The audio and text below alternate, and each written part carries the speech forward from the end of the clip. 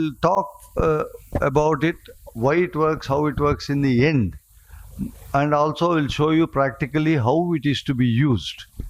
And there is a QR code. If you scan it with your mobile, every detail comes. It has come to you know. Every detail comes: how exactly to use, when to use, why to use, how to pay, how much to pay. Everything comes.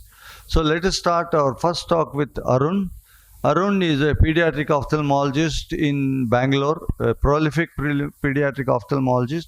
Although he is the first one to buy, many pediatric ophthalmologists are not even convinced that it works. They'll say, all useless. I don't believe you. The first thing they say is, I don't believe you. For the belief, you must have first understanding. If you don't understand, you obviously don't believe. So my primary aim is to make not just general ophthalmologists, pediatric ophthalmologists, even neurologists understand how it works, because it is useful in many neurological disorders and psychiatric disorders. So let's start with Arun, who is a consultant pediatric ophthalmologist in his own practice in Bangalore. And he's doing it for how many years now, Arun? 4 years, sir. 4 years. And how many cases you have done by now? Probably around 200 cases. See, yes. So he has not come back to me and hit me saying, you sold me an useless machine, give my money back. So he's holding on to the machine. So he will tell you about it first. So first of all, I would like to thank Dr. Santan Gopal sir for giving this opportunity. So I've been using this machine for the last 4 years, and it's giving wonderful results. So I have no financial interest in this presentation. Dr. Santan Gopal is not paying me any cuts for this presentation. So basically, as we know, amblyopia is a developmental disorder of the occipital cortical binocular cells due to abnormal action potential reaching the binocular cortical cells from the retina of one of both eyes during the early development. So traditional treatment has been the occlusion therapy. But occlusion therapy may not be very effective because it doesn't do any binocular.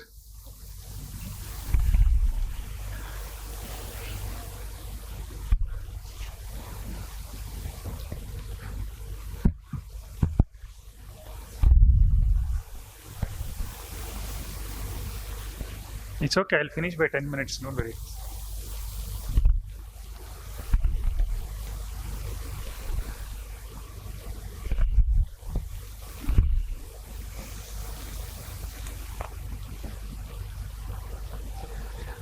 So in the visual pathway, as we know, there are 4 neural elements. The first is the photoreceptors. So from the photoreceptors, this thing is relayed onto the bipolar cells, which is the second order neuron. Now, from there, it goes to the ganglion cells. And from the ganglion cells, it is relayed onto the lateral geniculate nucleus. And then from the lateral geniculate nucleus, it is related to the occipital cortex. So these are the 4 elements in the visual pathway. And also there are something called as the P cells and the M cells. The P cells is a smaller cells. Stimulus is the form stimulus, whereas the M cell is a larger cell and the stimulus is a movement. So any movement of the object in the field of vision will stimulate the M cell, whereas a static thing will stimulate the P cell. So the incident light is converted from the neural impulse in the retinal ganglion cells nearby the P cells and M cells and the K cells, corneocellular cells, and they are predominant. The P cells are predominantly in the central retina, whereas the M cells is in the peripheral. So as we all know, for the motion, the peripheral retina is stimulated, and whereas the static image is with the P cells, which is the central retina. So this is how the different cells are relayed into the lateral geniculate nucleus. The M cells or the magnocellular cells, they relay onto the layers 1 and 2 in the lateral geniculate nucleus, whereas the P cells relay in the 3, 4, 5, 6. So the precise retinotopic fidelity, both at the level of the LGB and the cortical level, which is very important for many visual functions like the object localization in space. So where and when, that is what is important. And the motor aspect of vision is important because this ensures the bifoveal fixation during movement of the object. And there is something called as a saccades, which is an important part of this Orhtoptek instrument, and the whole thing is based on this micro saccades.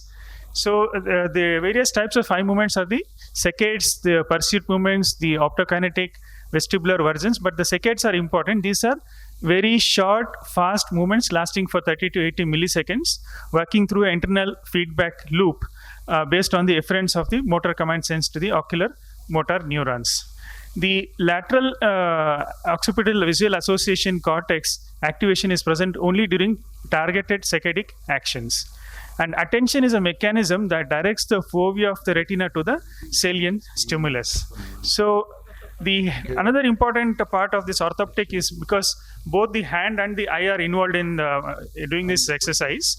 So the hand area is very closely located to the frontal eye field area. So this is a very important part in the orthoptic instrument because we are stimulating the hand and the occipital, the frontal eye fields, and that's why there's a lot of improvement in the handwriting, the hand-eye coordination. People feel better playing cricket or football. So there are a lot of other improvements which can happen collaterally along with the visual improvement, and that is because of the close association between the hand area and the frontal eye field area.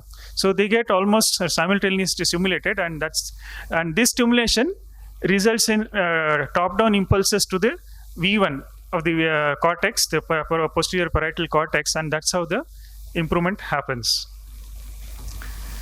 So whenever a peripheral stimulus makes the eye to move and ensures the foveal fixation, we call it as an overt attention. And when the patient is fixing on the central light and can still see the peripheral lights, it's called as a covert attention. So here, the overt attention, when some object moves, the fixation moves there. So that is the overt attention. And the covert attention is when you are seeing one object and in the periphery you are still seeing the other object. So that is a covert attention. So the OMS, or the Orthoptek magnocellular stimulator, uses these above mechanisms, these motor and sensory aspects of vision, in stimulating the parietal cortex. Stimulation of the M cell stimulates the fovea, and the foveal stimulation starts a few milliseconds before the saccadic movement has begun and lasts after the completion of the saccade. The further away from the fovea the image is, greater is the eye movement. So if the image is in the more peripheral area, if you stimulate, greater will be the eye movement, that is a saccade, to bring the peripheral retina onto the fovea. And greater is the retinomotor value of that receptor. And hence, fovea has zero retinomotor, because if it is on the fovea, there is no movement necessary.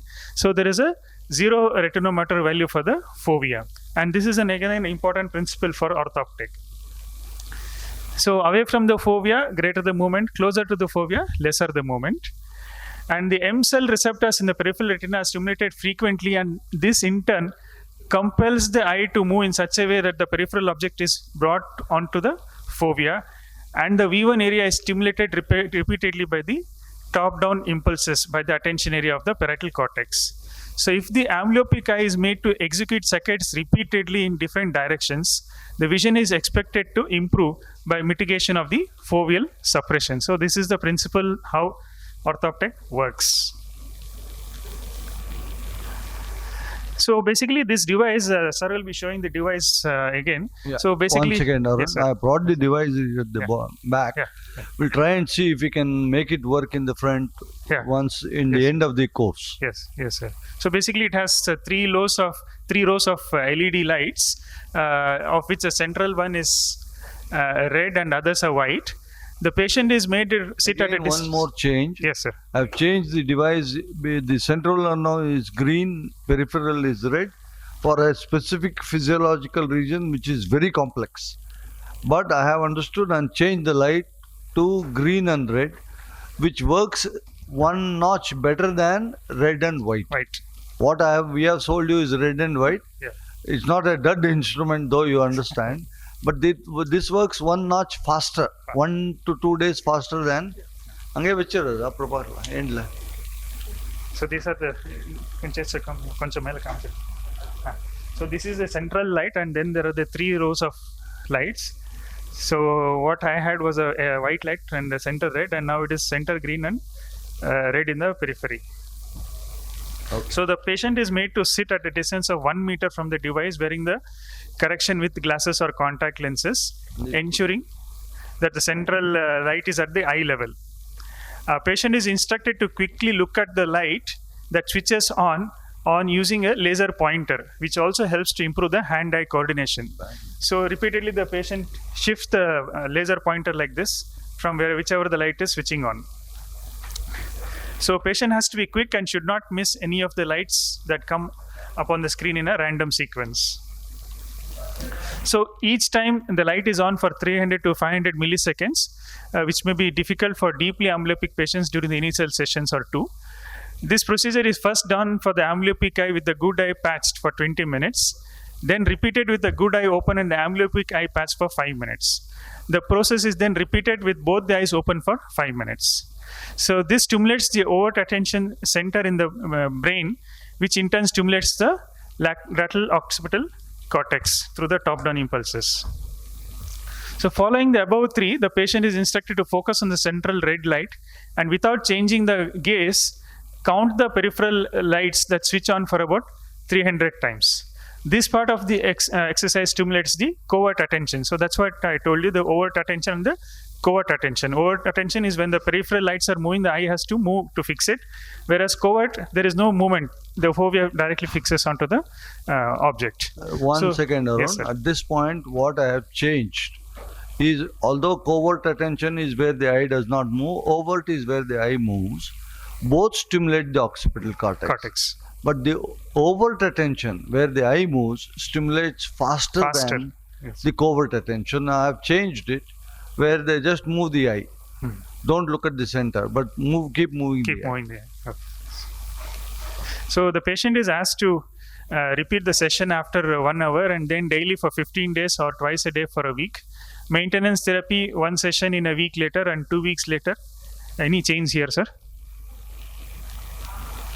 Yes, sir, any changes, sir?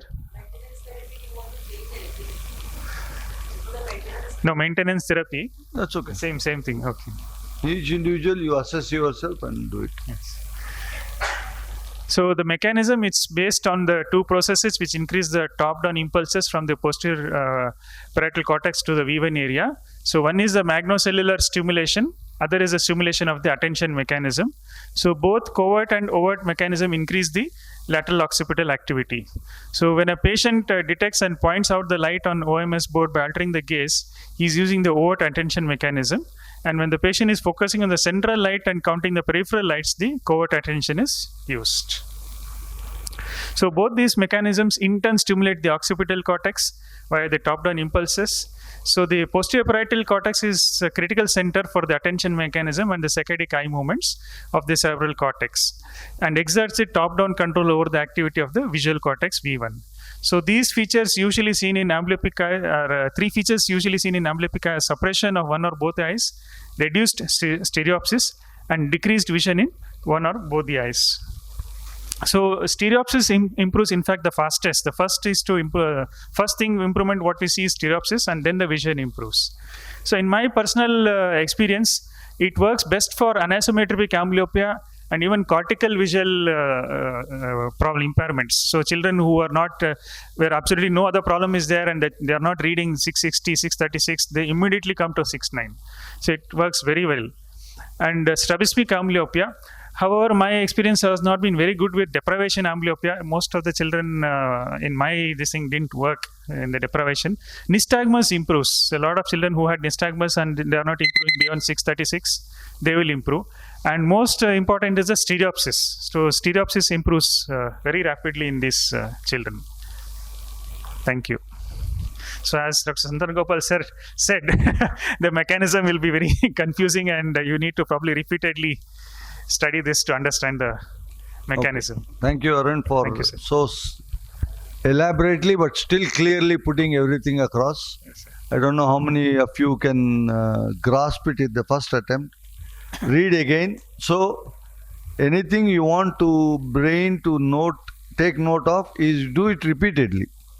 If you repeatedly keep on cheating, your cheating becomes a first-hand experience. No problem, no issues. If you repeatedly lie like Arvind Kejriwal, that's even better. Okay, but to understand this, you need to read repeatedly. For that, I'll ask the boy to give you a QR code. You click on that, go home and open it and read 2-3 times, then you understand clearly. Then you use it. If you have money, then you will get your money back in 2 weeks to 1 month's time. Some people have got the money back within 2 weeks. Yes, sir. And some people have taken 1 month. Some people have taken a few more time because they are doing less patients. So, sorry? No, nothing. No goggles. No goggles, nothing. Reshma, you can present your So experience. I think here money is not the criteria, whereas we are not able to offer any treatment in many of these children and even adult patients. So if they have some ray of hope wherein some improvement can be achieved, I think that's greater than any amount of money that we spend on this. Thank you. You can't assess vision with money. 5 to 60 now. I have treated patients from 5 years of age to 60. Amblyopia has been reversed. So there are two important concepts I want you to take home, which I'll tell you later. Let Reshma give you her experience with Orhtoptek. These are all my Finnish bhaktas who understood what I was trying and said, okay, we will buy. Now I have over 85 people using it. Reshma, I thank Dr. Santan Gopal to include me in his IC and he has given me this opportunity to present a few cases which I have of Orthoptek treated, and all of them are very happy. Thank you, Dr. Santan Gopal, sir. Yes. And you have been using it Orthoptek for 3 years. 3 years. There we go. They are all initial converts. So they are like the first 12 converts of Jesus Christ. These people are in initial converts. So actually it was during the COVID times when there were no surgeries going on, and patients used to come, and there was no treatment for amblyopia or squint surgeries, and patients were not ready for surgeries then. So we had started using Orthoptek treatment, and we found wonderful results. And I'll present a few cases. So amblyopia or a lazy eye is a condition in which one or both eyes have a weak vision, and the weak vision is because of the poor development of the vision centers in the brain. Amblyopia, as age-old method, we used to be treating with patching. We patch the good eye and the weak eye is forced to see things. But here we are forced to see the red lights and the green lights, and the patient has to be very, very vigilant in pointing the Orthoptek machine, but not patching at all in the other hours. So types of amblyopia which we have treated in order of frequency: anisometropic amblyopia, bilateral ametropic, meridional, and strabismic. And as Dr. Arun Samprati sir said, even I've had very few cases which I've improved in stimulus deprivation amblyopia, but the others have shown good results. Recently, computer exercises have been introduced where both the eyes as well as individual eye can do these exercises, which ultimately improves the vision by stimulating the vision centers in the brain. In Orthoptek, multiple areas in the brain are stimulated, which helps in improvement of vision. The prerequisites as shown is we have a ambient light room, 1 to 1.5 meters is the room size, the laser pointers required, and an eye patch. And we have a red light in the center and white lights in the periphery, and the patient is wearing his own glasses and doing the exercise. We will discuss some of the cases in which we advised exercise and got good results in the improvement of vision. There's a case of anisometropic amblyopia. He was an 11-year-old boy referred by a general ophthalmologist for suspected decrease in vision. No other significant history. His past history was normal, and family history and social history. TNO stereopsis chart shows left eye suppression, and we could read only the first plate of 400 seconds of arc. His cycloplegic refraction was minus 0.75 at 180, and left eye minus 2.75 sphere with minus 3 at 180. And after doing 25 sessions of Orthoptek exercise, his vision in his left eye, which was poor, is now 6.6, and he can read the TNO stereopsis chart positively, the first, second, and the third plate also. So basically, for binocular vision development and good stereopsis, the patient is very happy that he can see the first 3 plates of the TNO stereopsis chart. In meridional amblyopia, in this patient, a 7-year-old girl, she has a smiling face in this picture, but the initial picture when she first came to my clinic was very cranky, and she was a misbehaving child with very bad performance in school. But after giving 15 sessions of orthoptek exercise with her glasses as minus 3.5 at 180 and left eye minus 4.25 at 180. There was drastic improvement in her school activities, in her daily activities, and even her handwriting improved. Like there was a report card saying her mother was very happy, where she showed that there is good performance showing that handwriting has excelled. So this was something which we had not found with patching. So this is something which we had to inform sir. Since this is an interactive session, I can stop you anytime Yes, sir, I yes, want sir. as chairman of the Yes, sir. thing. This is to convey to the audience that why we use that laser pointer with the dominant hand. If it is a right hand dominant, you have to hold it in right hand. If it is a left hand, you have to, no matter which eye is blocked, which eye is amblyopic, we are not concerned. But what we are concerned is which hand he uses for primary work like writing or pointing things. Use that hand to point out the laser light. The lights which come on with the laser pointer. The reason is hand area, as Arun has pointed out, is very close to the frontal eye field area. They are closely situated. See, the God, how he thinks he didn't put the leg area near the eye area. Otherwise, leg would have drawn you everywhere. It feels like. So hand area and eye area are very close. So whenever the hand area is stimulated, the eye area automatically gets stimulated. Eye field area. Stimulation of eye field area sends back impulses again to occipital area to concentrate. So that's how handwriting improves and the vision improves. This is a small additional point to her observation. Continue now. The next patient was metropic amblyopia, 8-year-old boy, which complains of poor vision. Right eye vision was 6/9 and left eye was 3/60. Again on TNO stereopsis, the patient could only read the first plate, that is not even the butterfly properly. It was less than that. The cycloplegic refraction was +5 with +1 cylinder at 80 and left eye +5 with +0.5 at 90. The vision was right eye 6/6 and left eye 6/24. And here we have a small video where the patient himself also tells about what he felt, his father. पहले कैसे देखता था? पहले ऐसे देखता था, ये थोड़ा नीचे देखता था तो ऊपर एक आँख क्रॉस करता था थोड़ी। अब जब से यहाँ पर चल रहा है इसका ट्रीटमेंट बहुत अच्छा है।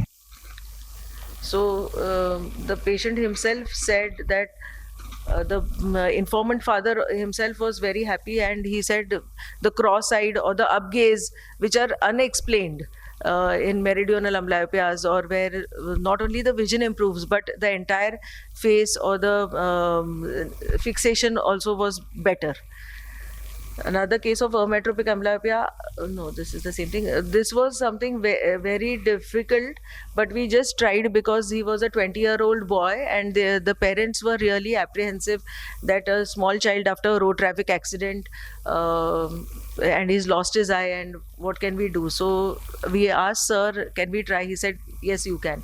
So on examination there was right eye, which was a disc pallor, partial loss of vision by 3/60, and after giving 25 Orthoptek sessions, there only fixation has improved. That searching eye movement is not there in the left eye, but fixation is improved, and the form sense that he can see on the Snellens that there is something written or there is some block there or a S there, that was there. But because he's a small boy aspiring to do some good professional career, so we had to try on something, and he does feel that yes, his fixation has improved.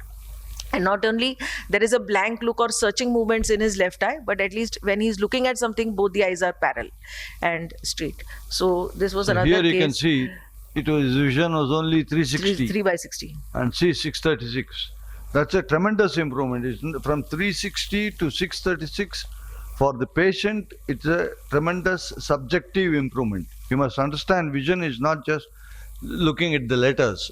The subjective feeling, how the patient feels, if you ask, within 1 hour after treatment, he says is much better. Everything looks much brighter. That's because of the added effect of the other eye on the amblyopic eye. But adult optic atrophy cases or optic neuropathy cases, traumatic optic neuropathy, other road traffic accident cases, adults, which we tried, they never improved. But this was the only patient, 20-year-old boy, which improved. But there were other 3 road traffic accident patients. It's variable. I have seen optic atrophy also the vision improves. Thing is, it's variable. You cannot guarantee 100% because from the cortex to retina, those fibers, nobody has ever traced it. Yes. We need a lot more research on that.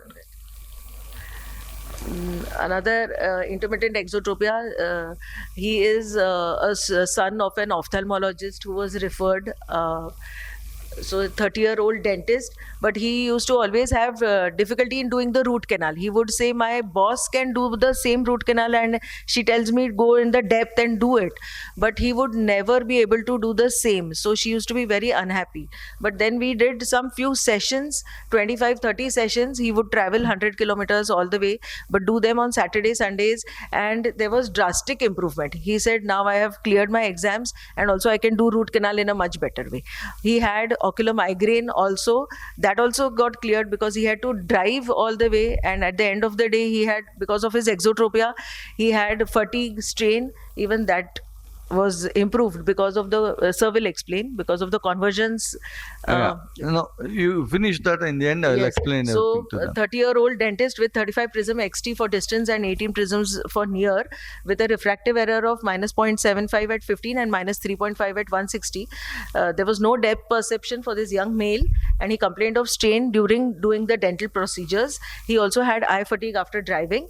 We did 20 Orthoptek sessions. His stereopsis improved. Symptoms of eye strain also diminished, and he has residual of 12 prism XT for distance and 6 prisms for near, but he's doing well and with glasses alone. Okay, you present everything, then we will explain And in in the end. strabismic amblyopia, this was a residual XT of 10 prisms. After surgery, we did 20 sessions for him, and he is much better. He's a tailor boy occupation. So having exotropia for long-standing exotropia for a long time, tailor boy occupation where he has to use both the eyes for fine minute work, we gave him, after his squint surgery, we gave him 20 sessions of Orthoptek, and there is drastic improvement in his near work. Another 16-year-old girl with 20 prism XT, she was a school-going girl, 6'12", 6'9", with -0.75 cylinder in right eye and -0.5 cylinder in her left eye. After 15 sessions, her vision improved in right eye to 6'9", and left eye was 6'6" then, and she's orthophoric. This child here, this was the first case which we had the best correction after Orthoptek exercise. So he was a 6-year-old male child brought by mother. The cycloplegic refraction was -2.75 in right eye and -3 in left. After Orthoptek exercises, the vision improved to 618, and initially the patient was not able to pick up toys or coins fallen on the ground. But later, after Orthoptek sessions, he would not stumble while walking, and he could also pick up the small objects fallen on the ground, and mother was very happy. The child had an upgaze, uprolling of the eyeballs, and a faced, head tilt also. But after Orthoptek sessions, we could see the central steady gaze, and the head posture is also straight. And on fundus examination, there was macular dystrophy, foveal hyperpigmentation. On OCT, there was changes in the ISOS layer, but still this has improved, which sir will explain. So the magnocellular stimulator has got good results. Basically, it reduces the time to recovery. We require less sessions, and it is a active dynamic movement of the hand eye. Coordination is there, or there is something dynamically the patient is doing continuously, so it is not boring as to just patch the eye and think that the vision will improve. So 6 hours of patching, the patients and parents are very unhappy with it. Rather, they are very happy to come here and do a 30-minute or a 40-minute exercise, which they feel it is like a homework or a better activity for a child. So success rate of Orthoptek can be easily estimated to more than 95% at 3 to 6 months of completion. And improvement in stereopsis, binocular and monocular vision is there. And stereopsis has improved rapidly in most of the patients than vision. Thank you. Thank you, sir. Thank you very much for very succinctly and clearly putting in across your thoughts. First thing you must notice is she has treated in macular dystrophy. Actually, she guided me. She said, should we treat? Will it improve? I said, I don't know. You can try. After she tried, I also tried. And it improved. Particularly heredomacular dystrophy, where their color vision is not that good. And the vision is not that good. I did Orthoptek session, and that fellow was from Oman. He bought the machine from me and took it home. He said, can you sell the machine? I said, yeah, I can sell the machine, give the money in cash, take the machine and go. No problem. So he took it. And then at the Oman airport, he called me. Sir, tell this fellow that it's only 5,000 rupees. I said, okay. That I called and told him it's only 5,000 rupees. Yeah, nothing much in that. So he was given tax-free allowance or whatever. He took it home. And he keeps calling me in Arabic. He tells me, Wala, doctor, kulu khamam, means very nice. So macular dystrophy, it improves. Both children, the vision improved to 6.6. It's unbelievable, unimaginable. It was referred from anyone from Narayan Netralaya here? No, he has been to Narayan Netralaya. They also have Orthoptek. I have given them. They didn't use. And he was sent back here from Indranagar to Koramangala. Then I said, okay, you stay here for 5 days. In 5 days, their vision improved. Both one about 12 and one 16. In both, the vision improved. They were very pleased. And I said, you need to continue treatment. I said, I'll take home and continue, and took the machine home. Now, the reason why in macular dystrophy the vision improves, I have not been able to figure out clearly. But I believe the top-down impulses come down right up to retina. Not just, they don't stop at lateral geniculate body. We all have been taught a lot of things based on certain knowledge at that time. Now, once they start using Orthoptek, then they will have thousands of papers from the West. Then you will all be breaking your head, why I didn't buy when it was only 1 lakh, and now why should I buy when it's 1 million rupees? You understand? So, the reason why it improves is the corticogeniculoretinal fibers. We have to identify them. They come to retina and probably stop the apoptosis of the receptors. The reason why the vision is reduced is because of the receptor damage, apoptosis of the receptor. And that may be stopped by corticogeniculate retinal fibers. That is another 10 years away. After that, I may be around, I may not be around. But Raj Gopal and others will be here. They will tell you more. Raj Gopal is going to talk about his experience in Orthoptek. I request all these people to travel to all corners of India and teach people and make them aware about Orthoptek. It's a wonderful instrument. Not just me saying that. People have come out and said it is a very good instrument for treating. Now, in the end, I will tell you why I think it is good instrument. Good day, everybody. So, this is my experience with Orthoptek. So, finally, why? You know, how much ever we say occlusion, we really don't know how much is happening in whether they're doing it or not doing it. And most of the parents' complaints are, especially when it comes to moderate amblyopia, and we say 4 to 6 hours, they're not able to do it with the current lifestyle. We have to take them to that classes, this classes. It doesn't happen. So I got the instrument in August 2000. It was 19, sorry, not 18. And initially it was irregular use because of COVID and there was no travel restrictions and all. And since July 2021, I've been using it regularly. Now, the biggest challenge I face is during the school and work hours, the parents find it difficult to bring the child. Now, with both the parents working, they find it difficult to bring the child every day, and after school I'll have limited time to give the slots. So that is one thing. Initially they're very happy, they do it and all, but then again coming and then counting for almost 5,000, 1,500 times, they start, after a couple of sessions, they find it boring. But somehow my sisters have now become very good at counseling them. No, it is for your good, we have to do it. So it's now I'm not facing that problem. So initially it was there, but now we have figured out how to counsel the patient. So basically this is statistics up to December 2022. So I've recruited a total of around 84 patients, and the 38 male and 46 female.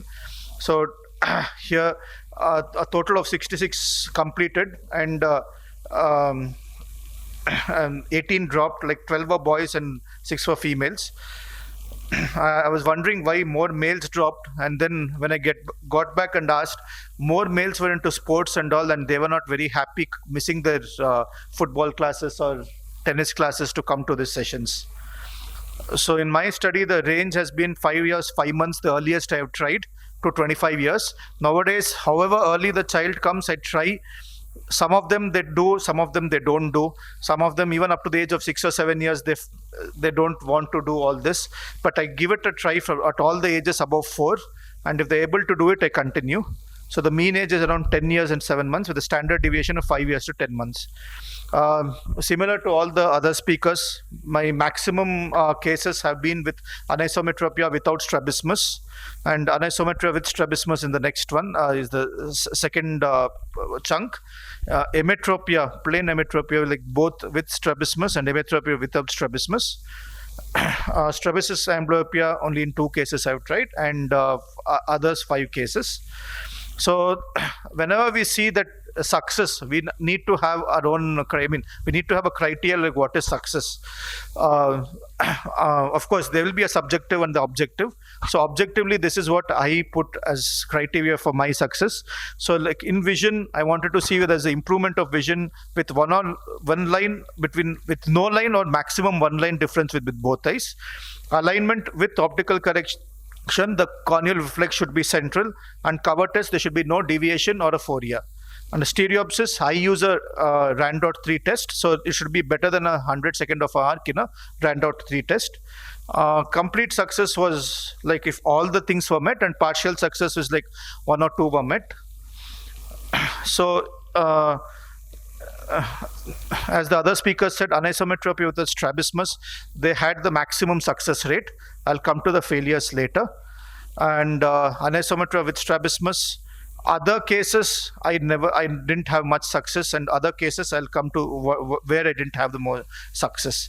So in anisometropia without strabismus, in out of 29, 24 had a complete success rate. So whenever there's a difference of 3 diopters, they initially gave suboptimal results, and I spoke with Dr. Santan Gopal. So he said, whenever there's a high anisometropia, use contact lenses in the amblyopia or both eyes, and use of contact lenses really helped. One second, Rajgopal. This is as mentioned specifically. Use of contact lenses help. Anisometropia need not always be associated with anisoconia. Please remember. The image size need not be different because there is anisometropia. For example, you get unilateral high myopia, -10 one eye, 0 in the other eye. There you give glasses, they improve. You understand? Because the anisoconia element is very minimal in these children with anisometropia due to high axial length in these children. So unilateral axial myopia, you don't need to give contact lens. They improve stereopsis, everything improves with just glasses but it is preferable to use contact lenses whenever you find that the anisometropia is quite significant. Then you use contact lenses. So you should know how to practice contact lenses in children. I didn't know a word of contact lens before, because in England no consultant ophthalmologist practices contact lens. He considers below his dignity to do all that. So only opticians do it. So we have in-house optician who fits the contact lens. So I came here, there was no in-house optician, there is no in-house OT worker, everything myself. So I learned how to fit the contact lens for children. Put 1 drop of paracaine initially and some hyaluronic acid drops, sodium hyaluronate or something. It helps. Go on. Sorry, I disturbed No, your sir, no, sir. thought process. So in use of contact lens helped. So in the partial success, in all the three cases, they had anisometropy of more than 3 diopters. Vision improved in the versi up to 612, and they got only gross stereopsis. They didn't have a very fine stereopsis. Both the cases of failure in my cases were like hypermetropia in the amblyopic eye. So one child was not cooperative. He was aged 5, was not cooperative for application of contact lenses. One child of 8 years, we used the contact lenses, but still there was no improvement. Good. There I would like to mention in this point that sometime nowadays I do LASIK for the children with hyperopia at the age of 11. Usually the hyperopia stops and in fact decreases as one grows. But if the hyperopia is constant even at the age of 11, it's unlikely to decrease. So you can go ahead and do LASIK, and LASIK gives better results, plus Orthoptek, of course. So there are many adults whom I do LASIK for hyperopia and give Orthoptek. They improve a lot better. So you can't expect to do LASIK at the age of 5 years, but wait for another few years, continue Orthoptek, they will improve. So anisometry anisometry with strabismus, out of 16, 12 of them, there was a complete success. Like even the small forias and the small angles got converted to stable, good control forias. Partial success cases, the 2 cases, the visual acuity came to 6.9, but the exotropia did not completely go. The stereopsis improved from gross stereopsis in first and to gross stereopsis in first with absolutely no stereopsis. And in one more case, it became 200 seconds of an arc. Both the cases have operated. In these summer holidays, I've operated. I'm yet to see the results after that. One case of visual acuity improved from 660 to 612, but there was no improvement in strabismus and there was no improvement in stereopsis. Failure again was a high unilateral hypermetropia with esotropia. So, So emetropia with strabismus. See, here all the subjects were aged below 10 years of age. Total 7 had hypermetropia with accommodative esotropia. 4 had compound myopic astigmatism with an intermittent esotropia, and 1 had a compound myopic astigmatism with a manifest esotropia. So the 2 cases of partial success were hypermetropic. There was no angle with glasses. Vision improved to 6.9, but only gross stereopsis was gained. One case was compound myopic astigmatism with manifest exotropia. Vision became 6.6, and it became an intermittent exotropia for near, but there was no stereopsis. The case of failure had accommodative esotropia with a high AC by A ratio. So here the challenge was what power should I put while doing this one. I ended up giving a near power only while they did the exercises. So with bifocals, the vision became 612 to N6. Again, she had a gross stereopsis, and angle measurements even after 2 sets of therapy did not decrease. EXO or ESO? ESO, sir. ESO. ESO with high AC by A ratio, sir. I will explain that issue later when I talk. Okay. So one case of emetropia without strabismus. So the child, she was 6/60 with almost -6, -6.5, and the corrected vision was 618 and 612. Rest everything was normal. So initially prescribed glasses, and it improved only to 612. And so this were the earlier days when I was not doing this thing at the first go. I used to take a month and then start. After our 3 sittings, it became 6.9 in each eye with binocular 6.6, and stereopsis became 63 seconds of an arc. Strabismic amblyopia, these are the cases, few cases which had absolutely no refractive error, even on cycloplegic refraction. So 2 esotropia and 1 exotropia. In these cases, vision became 6.6, but there were no significant change in the measurements post-therapy, nor there was no stereopsis. One of this case is a 20-year-old girl. She had right eye esotropia since childhood, and because of the socioeconomic status, had never taken any optical or umbilical therapy. There was no refractive error, and there was a 30-degree esotropia. And when I measured this of around 55 prism diopters of ESO. So I did a squint surgery. Because it was unilateral, I did a recess resect and gave 21 sessions over 25 days. So vision improved to 636. And post-surgery, what I noted was there's a 10-degree esotropia, but actually this was not actually a esotropia. It's an eccentric fixation. I discussed this case with sir and he told me to give more sessions, but since she's a working lady, I've not been able to do it. Others all had some other pathology. For example, in 16-year-old girl, this is the case which sir was telling, the deprivation amblyopia. So 16-year-old girl, she had undergone a cataract surgery with IOL at the 3 years of age and lost to follow-up. And she had counting fingers with a myopia and 6/60 improving to 6/60. She had also developed a sensory exotropia. So in this case, because of the high cylinder that was there, I gave a RGP lens and then 21 sessions over 25 days. I did not find any improvement. 5 years, 5-month-old boy, defective vision observed in school. So 624, it was improving to 618 with a mild exotropia, not a very significant one. Sir will know this case. So spectacles were prescribed and sessions were given. So the vision came to only 612, and again the squint came to, it was quite controlled, and stereopsis increased to 200 seconds of an arc. Later he went to a higher center for a second opinion because there was no improvement, and here I had tried to do a OCT, but he was very young and I couldn't do. In the higher center they did a intraoperative OCT, so they have a thing where they give the GA to the patient and they do intraoperative OCT, and they found a retinal hypoplasia. The fundus was absolutely normal. The foveal reflex was also very good. Some sessions were done in sir's place also, so sir will be aware of this case. Case 3, this again is a 12-year-old boy, difficulty reading in school and slow reading speed, and he gave no other significant history.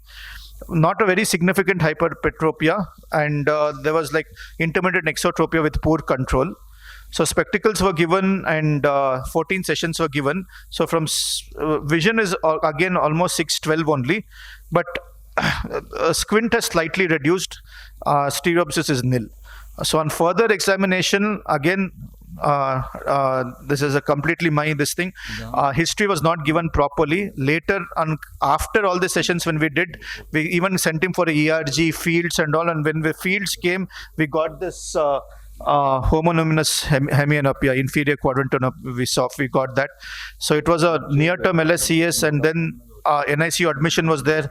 According to the pediatrician, that the motor milestones were normal according to the pediatrician. Later we sent this case for neuroimaging. I have not got the images, but the report was there was some amount of occipital lobe involvement secondary to hypoxic ischemic encephalopathy. In nystagmus, I tried in around 8 patients. None of my patients were able to complete therapy. Clinically, either vision with both eyes open or head posture, I couldn't see any change. But 3 parents reported that their writing speed and comprehension have improved and they're doing better in school. Yeah, thank you very much for patient listening. Thank you very much, Raj Gopal. His name is Raj Gopal, my name is Santan Gopal. For presenting that succinctly and clearly your experience with Orhtoptek. Now, for the benefit of audience, before I go on to, you have seen where all it works. You have seen how much is the extent of improvement.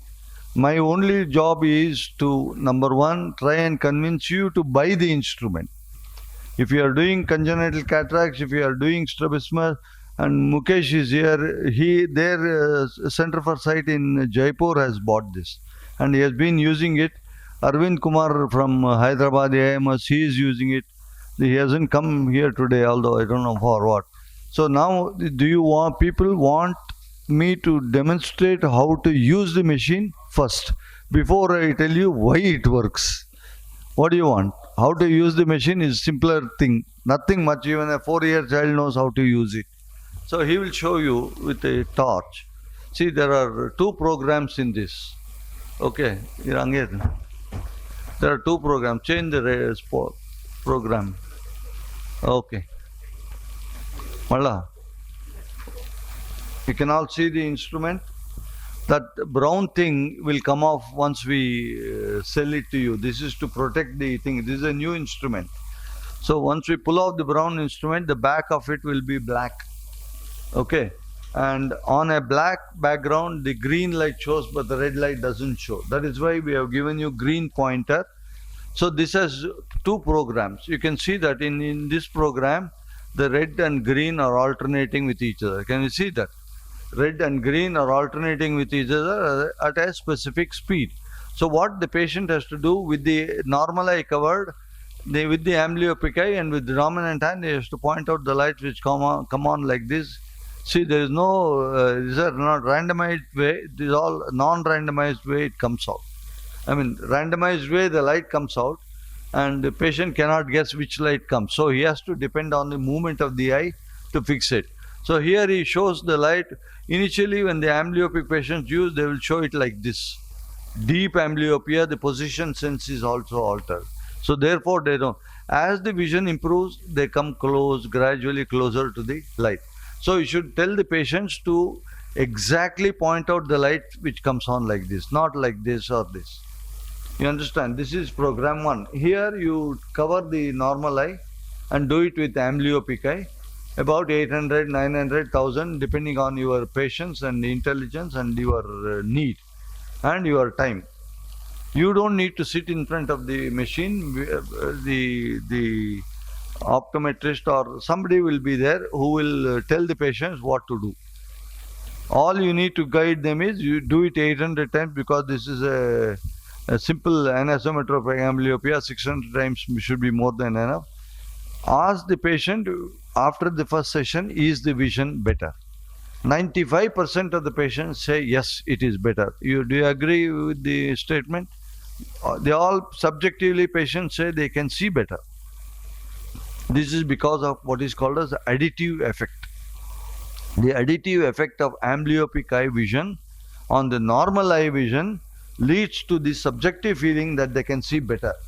I will show you later on one more from a 23-year-old girl, which is earlier I used to see everything as dull. Now I see everything as bright, as if you have increased the brightness of the room. After one exercise, she said that. That is because of the two eyes cooperating with each other. So this is program 1. Change it to program 2. In the program 1, after he does that, that takes about 25 minutes. This is the program 2. Here, what I have done is, you ask them to ignore the green light and only count the red lights. Move the eye and count the red lights. Initially, I thought if they ignore the green light and only look at the red light without moving the eyes, it is more difficult because they will keep moving the eye because the movement response is very active. You cannot suppress it. It's very difficult to suppress. Instead of that, I said, okay, keep seeing. That is exactly overt attention. You are diverting the attention, but still you are stimulating the occipital cortex via the attention center. You are diverting the attention from this to this. But when you divert it, that stimulates occipital cortex via the attention center in the parietal lobe. So in this one, again, you do the same. Cover the normal eye. With the amblyopic eye, he will look at these lights, count it. He can only count the speed at which the lights are going. You can count only 30, 35, not more than that. You see 88, 89, 90, it becomes breathless. Child. So ask the child to count only up to 25, 20 also, but count it 30 times. If there is another child in the family, make the other child sit and do it along with him. He will point out, you count the number of times he points out the light. Then they are both very happy. With one bar of chocolate in each hand, they will do that. Okay, this is the second part of the exercise. You can do whichever one early, whichever one later is no problem. If they have glasses, let them wear glasses. If they don't have glasses, sometimes you may have to give glasses because their accommodation system may not be very accurate. And since the patient is sitting at a distance of about, say, 3 feet in front of the machine, then he will have difficulty to focus on the machine. So this is about how to use the machine. The indications where to use the machine, I will tell you as we go along. They have already told you what are the indications. Can you change my slides, please? If you want, to come close and try this, you can try it yourself with the laser point. It's very easy, not that difficult to try this.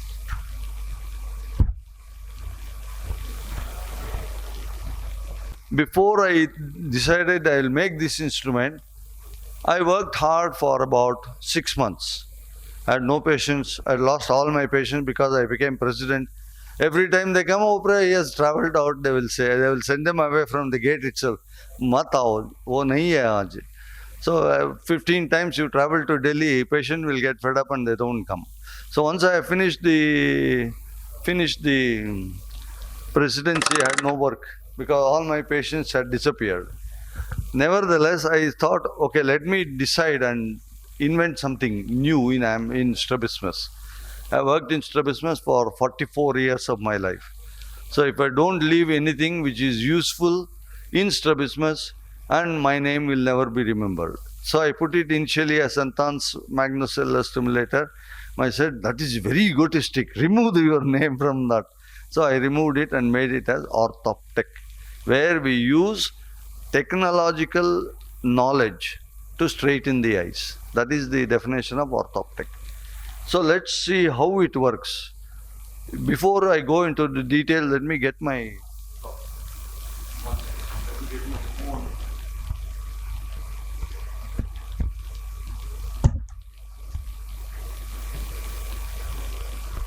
Before I go into details of how it works, why it works, certain basic things are very essential.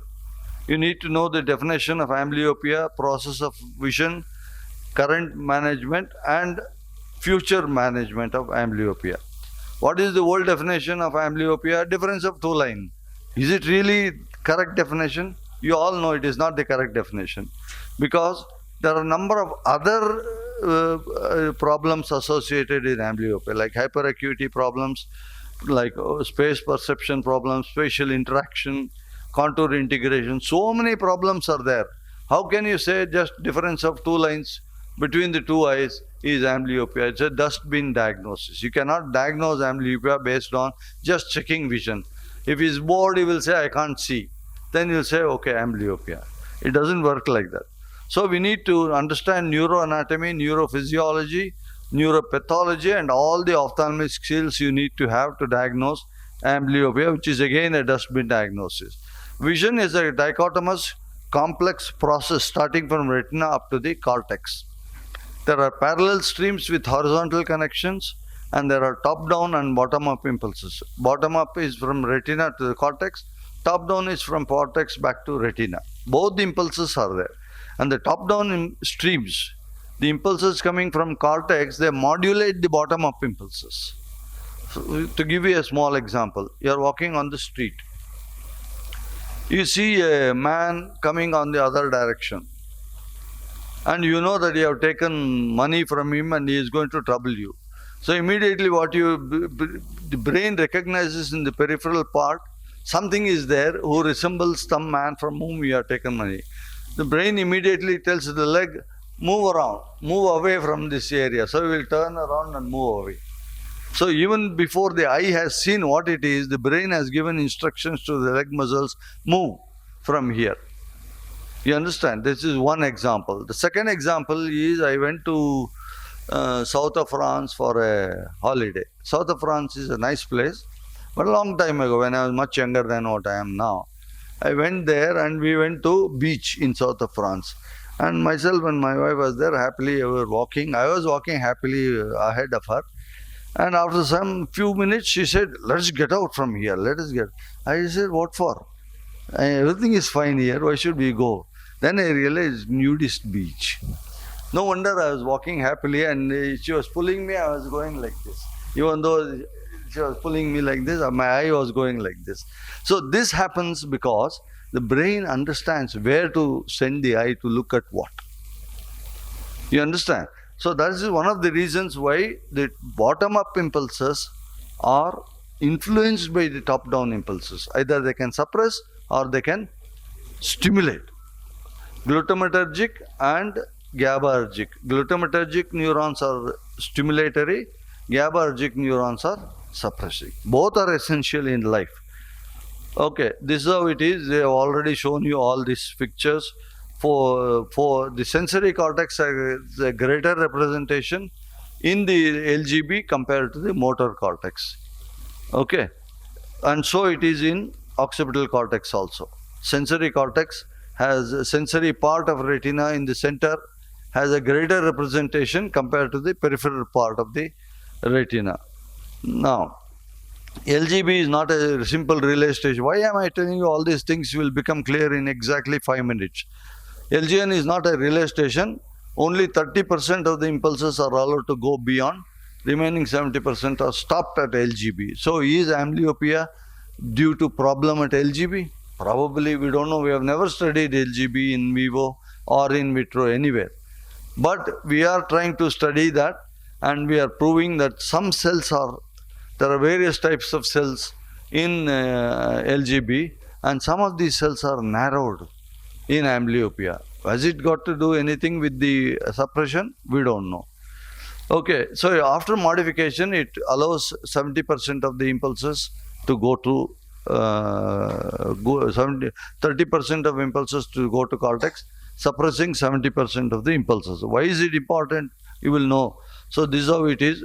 Magnocellular, parvocellular cells, magnocellular cells in the periphery with lesser representation in LGB, parvocellular cells in the center with greater representation. The impulses all finally reach from the retina and central and peripheral to V1. V1 is the lowest center. It does not have any analyzing capacity. It's like Manmohan Singh. It just follows the order from higher centers. You do this, you sit down, he will sit down. You get up, then two people come behind and make him stand up. So occipital cortex is exactly like Manmohan Singh. Has no thinking of its own, but it gives impulses to the higher center, saying, boss, you people sort it out and tell me, I don't understand a thing what is coming to me, but this is what is exactly coming to me. It replicates the same stimulus that is coming to retina to occipital cortex in the parietal cortex and in the frontal cortex, and in different parts of occipital cortex it sets impulses. It doesn't analyze the image. So the peripheral retina goes to parietal area aware of vision, central retina goes to inferotemporal cortex, what of vision. But finally they come back to parietal cortex where the attention center is situated. These, for a long time, attention center had not received any importance at all. They didn't bother, oh, forget about attention center. Now, after a lot of research, more than 2,500 papers have appeared in the about attention.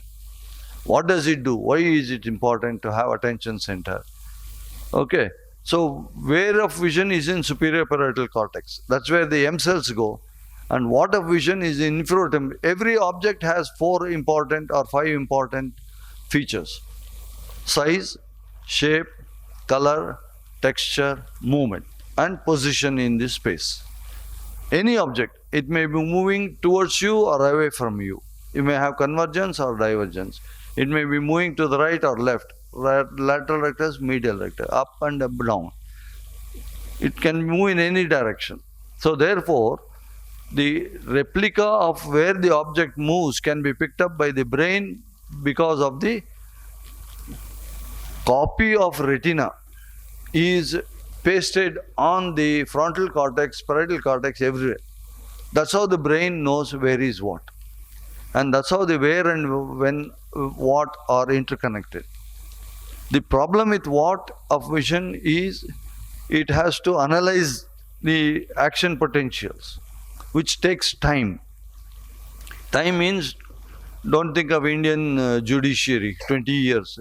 Brain works in only 20 milliseconds or 15 milliseconds, extra it takes, but that makes a difference. So when the what of vision is actually analyzing the object, okay, impulses from the object, the eye should not move, correct? If the eye moves, it will be lost. So what the brain does when you are concentrating, using the central retina, it's sending impulses to attention center, which sends negative impulses to the saccadic generation center in the parietal area, which sends negative impulses to frontal eye field area, therefore the eye does not move. See how difficult it is to understand why the eye does not move when fovea is focusing. We all know the statement, the eye does not move when the fovea is focusing, because fovea has zero retinomotor value. No, because the attention center suppresses the saccadic generation center. This is the neurology. Why do we need to understand all these things in Orhtoptek? Very simple. When you do the Orhtoptek, the top-down impulses which is stimulating the movement of the, which is generated due to movement of the eyes, comes from parietal lobe, from the superoparietal area, it comes down to the parietal attention area in the inferior parietal lobe. From the attention area, it comes back to occipital lobe and stimulates the foveal area and occipital lobe. And therefore, every time the eye moves, foveal suppression is removed. And therefore, within a few seconds, the vision improves from top-down impulses. Why top-down impulses work? Because the top-down impulses discharge not just in synapse, but discharge beyond the synapse. And in amblyopia, the primary problem is at 4C beta. That's where P cells end in 4C beta. And in that synapse, we have a problem in amblyopia. Also, not only in LGB, but also probably in 4C beta. So what you're doing by giving patching in, this is how the eye looks connection in the brain. Sarvendriyanam, Nayanam, Pradhanam, they said. How the eye is connected to all the structures in the brain. Now you understand the meaning of Sarvendriyanam, Nayanam, Pradhanam. No other structure in the body has this amount of interconnected spaghetti junction connection, what I call, in the brain, except from the eye. So in order to do a good job for amblyopia, you need to do a good understanding of neuroanatomy, neurophysiology, neuropathology. This is a MRI scan which shows how there is no blood supply while focusing with the amblyopic eye. While focusing with the normal eye, the blood supply is like that. And when focusing with both the eye, the blood supply is slightly reduced than focusing with one eye, good eye. Because amblyopia has a suppressive effect even on normal eye. So you are patching the normal eye and stimulating the amblyopic eye, the vision reduces even in the normal eye. So it's important to understand these aspects. You don't need to know neurophysiology, neuropathology and all. As long as you know that the problem in the eye can produce problem in V1 and in extrastriate areas. So what are you doing by patching? Are you stimulating extrastriate area? No. Somebody told us patch, we are patching, and blindly we are patching it for 800 years. We have not changed. Till somebody suddenly realized we are doing something wrong. And Saraswati granted him some thoughts. He said, it may be like this. Think. And I thought, and that's how I designed Orhtoptek. So if you don't want to know all the details, and you don't want to see this pathetic face of the child with normal eye covered and vision only counting finger in the other eye, please buy Orhtoptek and treat. Okay? And this is how we do in our clinic. Now this also has changed because of the color I have seen. There is a very complex physiological explanation for that. You don't need to know. And this is how we do. Make them sit, and you can see that even a small child knows how to do it. So how to do it is very simple. The machine comes with adequate instructions everywhere. And we will send you email, and you can phone us anytime as long as I am not eating or sleeping. If you leave a message, I'll call you back. So you can buy for not 1 year. How long have I supported you, Reshma? Whenever you have called, I have supported you. So there we go. I don't say only for 1 year or 2 years. Till you buy and till you are satisfied, we will support you. So indications are very simple. They have already given you amblyopia, bilateral amblyopia, ametropic amblyopia, strabismic amblyopia, and anisometropic, I mentioned, strabismic, and amblyopia exanopsia. I'll tell you why it does not always work in amblyopia exanopsia in a few minutes. We have time up to 125, I think. Am I right? The session is finished or 125, no? Yeah, session, because I see other people from other sessions already sitting and trying to sleep through this talk. So I thought I'm late. No, I still have 14 minutes. I'll finish much earlier than that. So these are 4 indications. Apart from that, macular dystrophy, which you showed you, and 100% I'm sure that it improves. I don't know why it improves. Give me time, I'll tell you why it improves or how it improves. And optic atrophy, yes, it does improve. Nystagmus, it does improve nystagmus in many patients. Okay, but you must understand what is the mechanism in nystagmus. Then you can use it. Okay, if the latent nystagmus, it disappears completely. The reason why latent nystagmus occurs is there is one more receptor which detects the motion detecting receptors. They are absent in the foveal area normally. Sometimes may be present. Even if 1 or 2 receptors are present in the foveal area, because they detect motion. And in foveal area there is no movement. So they perceive that why am I sitting here? So there must be some motion. Slowly they move the eye. Suddenly the other parts of the brain realizes, no, there is no motion. Then the eye straightens. So that's how latent nystagmus is. The movement is slow, recovery movement is rapid. With the left eye, it beats temporarily. With the right eye, it beats temporarily on the other side. So that is why latent nystagmus improves, but not fully, because I think the receptors are still there, which you cannot do anything to them. So you have understood everything. If you have any questions at all to any of the earlier presenters who have done a great job and made my job easy, you can ask me.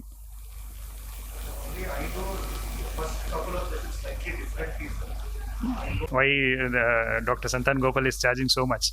It's not for the machine. Machine probably you can do it in a very small amount. It's for the innovation and his thinking and what he has spent years of his effort to devise this instrument.